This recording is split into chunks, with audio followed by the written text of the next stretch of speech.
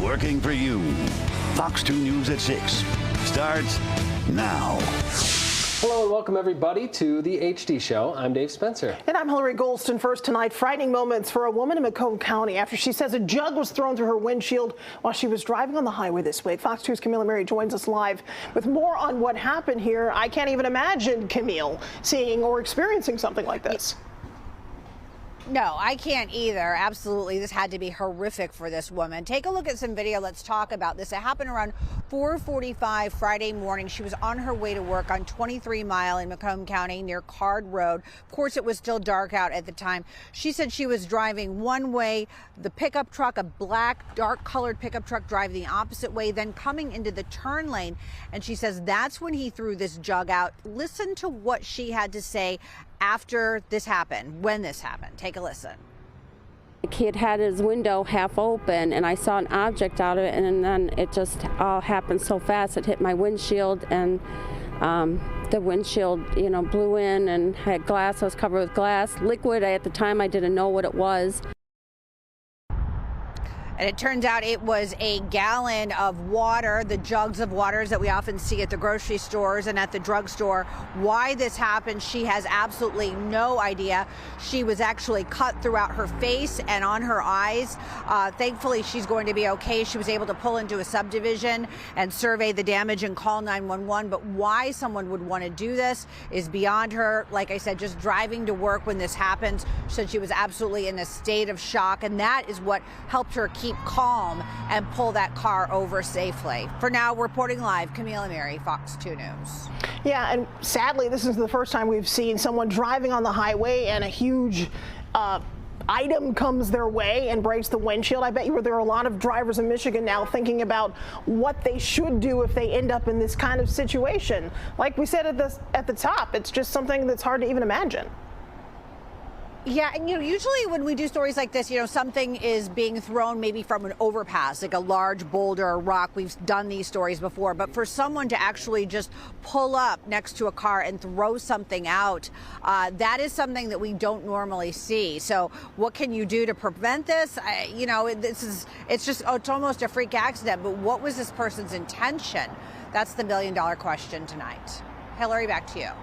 All right, Camille Mary live for us tonight. You always have some very interesting insights to add. Thank you so much. Well, today marks 2 weeks since a 17-year-old was last seen in Inkster. Yeah, her family, police, even the FBI have been involved looking for answers in the disappearance of London Thomas. The teen was last seen on April 5th when her sister dropped her off to meet her 23-year-old boyfriend at a house on Carlisle. On Thursday, Inkster police and the FBI were searching that home. Actually, it's the second search warrant that they've executed. I'm not exactly sure why. My clients have been cooperating, and anything they need, we're here, because our main goal is finding London. That's what everybody wants. Terror. It's a horrible, horrible nightmare. We don't know what to do. Somebody knows something, and they're not saying what it is, and it's going to come out. Family and volunteers have also conducted a number of searches for Thomas, including looking through things like abandoned trailers, wetlands, and some woods in Westland, where her family says her phone last pinged. If you know anything about London's whereabouts, please reach out to police. You can always call Crime Stoppers. That number, 1-800-SPEAK-UP. There's a $2,500 reward for information that brings her home to her family. Meantime, Dearborn Heights police asking for your help to find a missing teen who might be involved in sex trafficking. Crime Stoppers here is offering a $2,500 reward for any information that helps bring Tasia Keaton back home. The 16-year-old was last spotted on Beach Daily and Joy back on March 17th. A few days before that, we're told she ran away from Vista Maria, a facility that helps kids heal from trauma and provides a safe place to stay. At first, we were angry at her for running off, of course, because she was supposed to stay put so that we knew she was safe.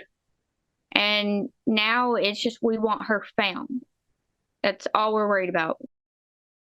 Officers say Tasia may have cut her hair or dyed it purple as she's done in the past. If you do see her, you're asked to call Dearborn Heights Police.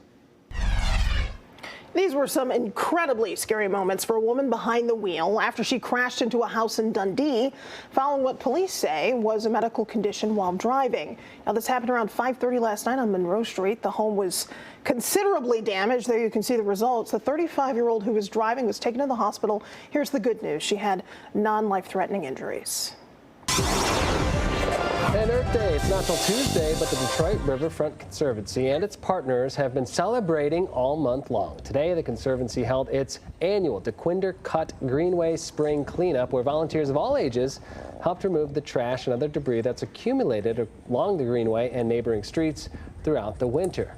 Pretty good cause there, for sure. Yeah, and honestly, when you're outside on a day like today, it makes you feel pretty good. I mean, even though it's a little bit overcast. Yeah, a little overcast, a little bit cooler than yesterday. We hit 83 degrees, believe it or not. It felt great. More of that. Exactly, but it does make a difference compared to today. Although our temperatures are in the 50s, few 60s, it doesn't feel as nice. So temperatures are a little bit cooler. We do have overcast skies right now, but we are mainly dry. This is a live look over our Bayview Yacht Club camera, looking back to parts of Detroit. And as a whole, I think we're okay at the moment. We're mainly dry, but we are running much colder, anywhere between 10 to 22 degrees colder. So we are feeling it here. And our temperatures, again, not in the 80s, mainly in the 60s, but that's still above average for this time of year by a degree or two. 61 in the city, 55 Fort Wayne, 58 in Chicago, 50 degrees in Ludington. So everybody here across the region feeling that cooler air because of that cold front. Northwesterly breeze. It's still a little breezy right now, 10, 15 miles per hour. Nothing as strong as last night, and the shower chances are well south of us. You can see the severe weather south of us too, but closer to southern Ohio. For us, just overcast skies, and I think that sticks with us through a good chunk of this evening. Overnight, we're mainly dry. We do see partial clearing, and I think for Easter Sunday, we are mainly dry for a good portion of it, outside of a stray shower chance by around 4 or 5 o'clock. There's that stray shower chance for us here, but nothing really to cancel any plans over. We'll dry out through the rest of Sunday evening, then additional showers move in early Monday morning. So I do think we're contending with a few showers, maybe a rumble of thunder for the Monday morning drive. That should exit on Tuesday. Temps through the rest of this evening, I think falling through the 40s. It is going to get a little chilly, 42 degrees. Clouds stick around for some, but not all. Still seeing a slight breeze. And then tomorrow for Easter Sunday, we'll be in the mid-50s. Should be a chillier day. Temps are going to be below the seasonal high, but a manageable day for sure. For most of the day, we are mainly dry. We start off in the low 40s, approaching 50 degrees by noon. And in between noon and 5 o'clock, that's when we have that shower chance return. 68 by Monday. So we do see a nice little rebound to start your work week. Next week, scattered shower chances will continue. 62 degrees on Tuesday. And as we look at the extended forecast, we see a few 70-degree days sprinkled in there too. So it looks really, really nice next week, even though we do have a few rain chances as we head through late Wednesday, Thursday, and potentially into Friday. Hilary and Dave. All right, thank you so much, Stephanie. Hundreds of soldiers exchanged between Russia and Ukraine, and one of the largest prisoner swaps since the war began in Ukraine over 3 years ago. It comes as Russia calls for a temporary Easter ceasefire. Fox's Stephanie Bennett has that story. More than 200 Ukrainian soldiers held in Russian captivity return home, swapped for hundreds of Russian troops in a prisoner exchange negotiated with the help of the United Arab Emirates. The swap came as Moscow announced a surprise temporary Easter ceasefire. We assume that the Ukrainian side will follow our example. At the same time, our troops must be ready to repel possible violations of the truce and provocations from the enemy.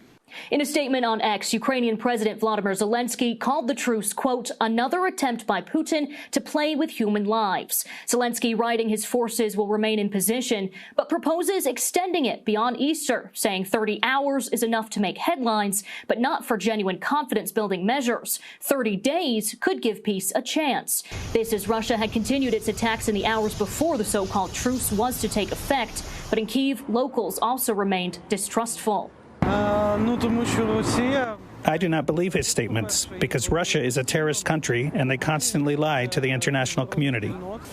On Friday, Secretary of State Marco Rubio signaled the U.S. would move on from trying to broker a peace deal between both sides if negotiations didn't move forward, a decision Rubio said could happen in a matter of days. President Trump echoed that messaging and brushed off concerns Putin was stalling on negotiations. Do you think Russia's playing you? No, nobody's playing me. I'm trying to help. Putin's temporary ceasefire is set to end at midnight local time on Easter Sunday. In London, Stephanie Bennett, Fox News. Pope Francis made a surprise appearance in St. Peter's Basilica today. The pontiff expressed his well wishes for the faithful celebrating Easter Vigil Saturday night. At this point, it's not exactly clear how he'll handle Easter's traditional speech and blessing following Mass. He usually offers a speech on the state of the world and then gives a blessing to the faithful in the piazza. Now, here's the thing. The Pope is continuing to recover from a more than month-long stint in the hospital because of bronchitis that then developed into a life-threatening case of double pneumonia. And thousands of Christians visited the Church of Holy Sepulchre in Jerusalem for a historic tradition known as the Holy Fire. The 12th century basilica is said to be built on the site where Jesus was crucified and then buried. Eastern Orthodox Christians believe a light appears inside the Holy Edicule. The Greek patriarch enters that edicule and brings out 2 lit candles, which then helps light every candle to brighten up the cavernous space. The ceremony goes back at least 1,200 years. Back here at home, thousands of people gathered today at Canterbury Village in Lake Orion, or Orion Township, for an Easter affair, including a helicopter egg drop. Yeah, and more than 60,000 eggs rained down from the sky, and kids of all ages had the chance to exchange, there's a lot of egg puns here, for prizes. Fox News' Scott Wolchuk was there bringing us the fun.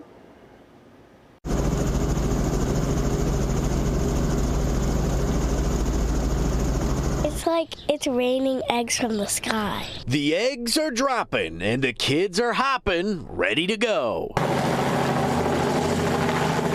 Magic happens and eggs rain from the sky. There's something about a helicopter and dropping stuff from it. People go crazy. The kids love it. So much so that thousands of kids are gathering at Canterbury Village in Orion Township for an egg extravaganza, where more than 60,000 colorful eggs are falling from this helicopter flown by expert pilot Ben Tong. It's a blast watching just the kids run out like a super frenzy right in the middle, grabbing the eggs, and they can trade them out for candy and prizes. So it's a really heartwarming, great event. So. Aside from the helicopter egg drop, the village is decked out in all things Easter, from real-life bunnies and colorful characters to huge Alice in Wonderland displays, and the shops are themed too. Alice in Wonderland themed rabbits, that's right up our alley here at Down the Rabbit Hole. And you can even have a tea party with the Mad Hatter and friends. Oh yeah, there we go, everybody. Woo!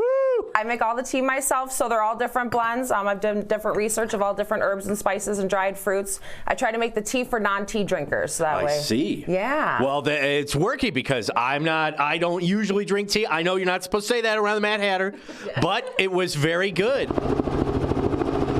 Each egg can be exchanged for a prize like candy or toys. What else could you ask for as thousands enjoy this happy holiday weekend? In Orion Township, Scott Wolchuk, Fox 2 News. All right, we're working for you with a list of businesses that will be open on Easter Sunday. So if you need to run around, get some last-minute groceries, Walmart will be open along with Meijer and most Kroger locations. Trader Joe's and CVS will also be open, but some may have adjusted hours. Target, Costco, Sam's Club, they will be closed. And Home Depot will be open from 8 in the morning until 6 p.m. Lowe's will also be closed. Kohl's, Macy's, Nordstrom, and JCPenney will also be closed on Sunday. Got it. Leave it till Monday is what you're telling us. Leave your shopping till Monday, or if you're going to go early. It seems like there are a few options. If you need to pick up a little bit of ham, you forgot to get your Easter ham, and you're panicked. What am I going to do? Looks like Walmart, Meijer. Are you inviting everyone? Is this an open invitation? Watching, come on over. I always said he was a nice guy. So when people show up at your doorstep, there you go. I'll know why. All right. Thanks so much for being with us. We're going to see you back here tonight, I think around 11. Yeah, around 11 after football. We'll see you then. Bye-bye.